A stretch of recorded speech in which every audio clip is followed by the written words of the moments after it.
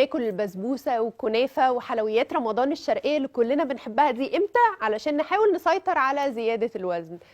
احسن وقت ناكل فيه كل الحلويات دي هو بعد وجبه الفطار. ايوه، بعد الفطار، لاننا بنبقى شبعانين، واعتمادا يعني ان وجبه الفطار دي كان فيها شويه الياف، فهتقلل من امتصاص السكر في الدم، وهتخلينا ما نبقاش جعانين قوي وناكل كميات كبيره من الحلويات. ركزوا دايما ان انتوا تاكلوا حلويات بس مره كل يومين، يوم او يوم لا، ويا سلام لو قدرنا ناكل مره في الاسبوع. ولما ناكل نركز ان احنا ناكل كميه قد نص كف ايدينا. هقول لكم بقى على تip حلوه جدا جدا، انا شخصيه غلطه بقع فيها، هي ان احنا نجيب طبق الحلويات الكبير ده ونحطه على ترابيزه السفره، ونتلم انا واصحابي كوبايات الشاي في ايدينا، ونقعد نرغي لحد ما نخلص السيرفيس الكبير ده.